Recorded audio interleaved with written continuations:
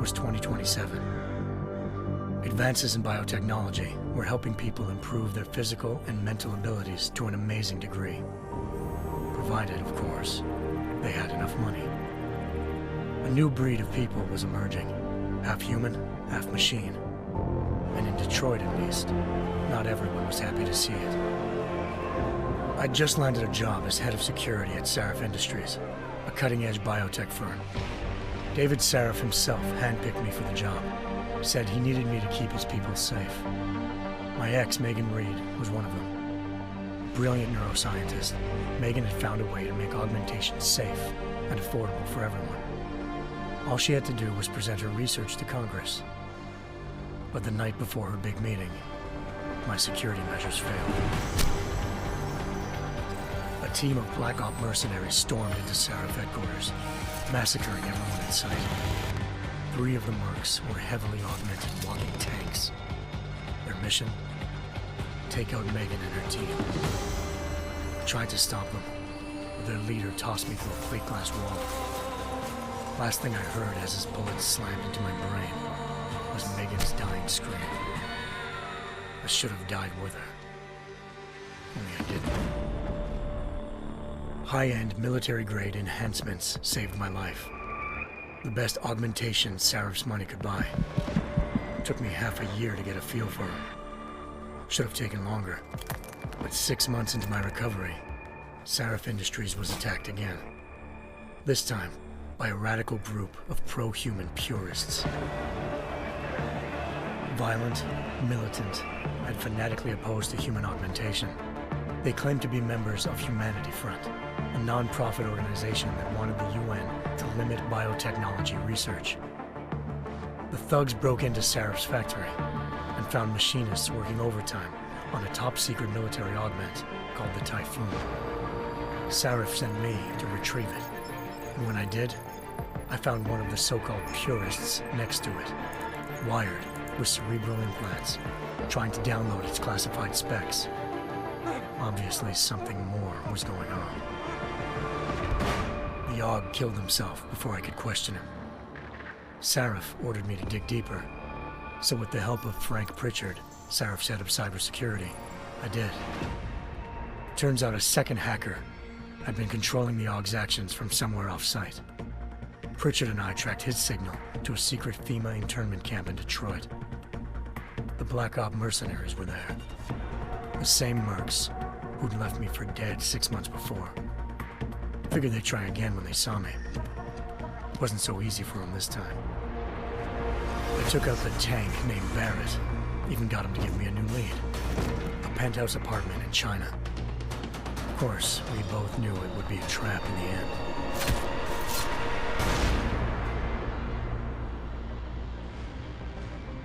Hengsha Island, China. Home to a city so crowded, they had to build a second city on top of it. Trying to find clues in Hengsha wouldn't be easy. Lucky for me, I wasn't alone.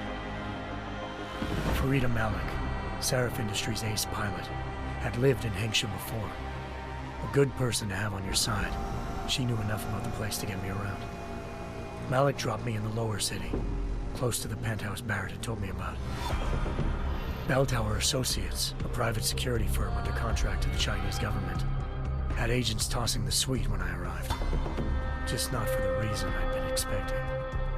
Turns out the man who lived there was a criminal hacker named Van Bruggen. The same hacker who'd been remotely controlling the AUG in Sarif's factory. Van Bruggen's panicked decision to force the man to commit suicide had been a mistake. Now his mercenary partners were gunning for him, and I needed to find him before they did. Locating Van Bruggen meant playing nice with the Triads, Hengsha's organized crime lords. They had the hacker holed up inside a low-rent capsule hotel. By the time I found him, Van Bruggen had no qualms giving up the woman who hired him. Zhao Yunru, president of the Taiyang Medical Corporation. According to Van Bruggen, Zhao wanted to monopolize the augmentation industry and had hired Black Op mercenaries to destabilize her competition. Sarif Industries was at the top of her list. To prove this, I needed to get inside TYM and grab a surveillance hologram off a server. I suspected Van Bruggen was hiding something when he told me this, but nothing could have prepared me for what I saw. Megan wasn't dead. She and her 4 best researchers had been kidnapped, spirited away somewhere while their kidnappers made it look like they were dead. Desperate to learn more, I confronted Zhao in her penthouse. She claimed to be a pawn in a bigger plan, and hinted at a group so powerful it controlled global interests at a whim.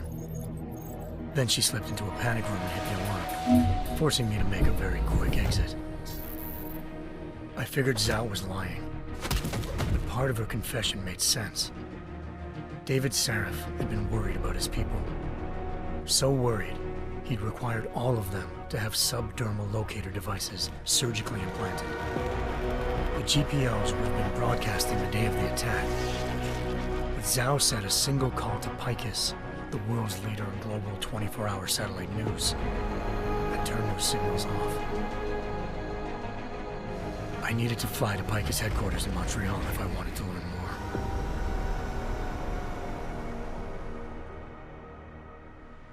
Eliza Kassan, Picus Communications' First Lady of News. Malik thought I was reaching when I told her Eliza was involved in this. The world's most famous news anchor, working with a mercenary hit squad. But when I confronted Kassan in her office, she freely admitted to jamming Detroit's satellites the night Megan's team had been taken. Said she's just been following her commands. I suspected she wanted to say more. But Black Op mercenaries showed up looking to shut us both down. And just like that, the Eliza I'd been talking to disappeared.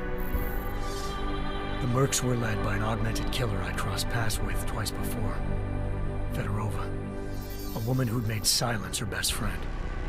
She waited for me to track Eliza's transmission to a secret server room underneath the Picus complex, then jumped me from behind. A deadly fight ensued.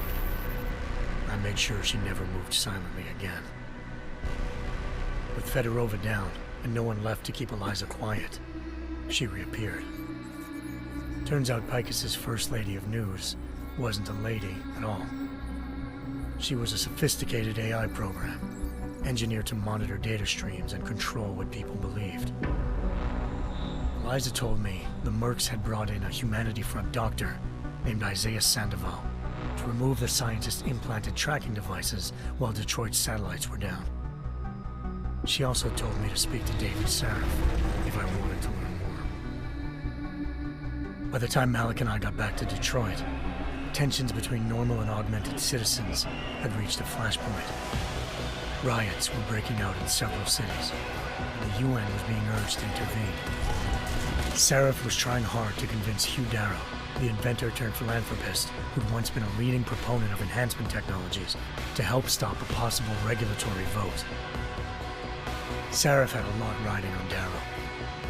Megan's discovery would have given millions of people the chance to evolve beyond their normal human abilities, and at the same time catapulted Sarif Industries to the top of the Fortune 500.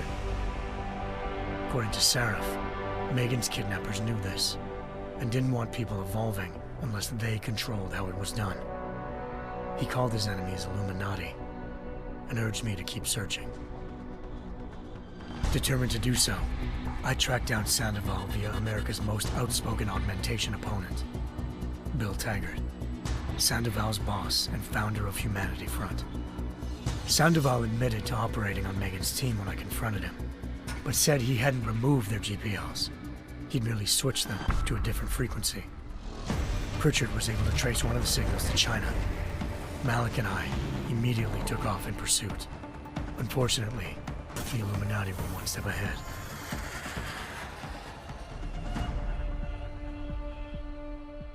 Ambushed. Shot out of the sky by Bell Tower Associates, seconds after entering Hengsha's airspace. Malik's piloting skills saved me. After a tense and bitter struggle, I escaped into Lower Hengsha. The tracking signal I was following led straight to the Triads, or more specifically, to the augmented arm of Tong Si-hung, leader of a gang of augmentation harvesters. Tong said they'd taken the arm off a corpse, which Bell Tower had left at their door, meaning at least one of Sarif's scientists was dead. Maybe not the rest of them, though.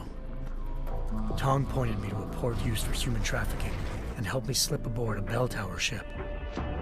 It was sailing to Rifleman Bank Station, a military base in the South China Sea. Bell Tower was holding kidnapped civilians as prisoners there, and using them to perfect the Hyron Project, a human-computer interface that left most of its test subjects dead. My search for Megan would have ended then, if not for a mysterious ally named Quinn. In exchange for my help exposing Bell Tower, he slipped me aboard a second ship headed to Singapore and an Illuminati-run biotech facility called Omega Ranch. 3 of Seraph's scientists were there, forced by their captors to create a technology capable of remotely shutting down augmented abilities. Thanks to an emergency recall notice issued by the World Health Organization, millions of people all over the world already had the biochip installed. With the help of the scientists, I tracked Megan to a private section of the ranch. There, I ran into Yaron Namir, the walking tank who'd put a bullet in my brain the first time we met. He'd teamed up with Zhao and was hoping to catch me off guard. Their little ambush didn't work. I found Megan in a suite belonging to Hugh Darrow, the billionaire philanthropist who'd Seraph had called on for help. Darrow had convinced her to go along with the biochip plan by promising to sabotage the tech. As she was explaining this, Darrow appeared in a global broadcast, telling the world that augmentations would be the death of mankind. Then he activated the biochips to prove his point. All over the world, augmented people flew into a killing frenzy. Darrow had betrayed everyone, and it was up to me to set things right. To do it, I had to reach Panchaea, a massive installation in the Arctic Ocean. As I raced through corridors built by an all-augmented workforce, I saw death and destruction firsthand.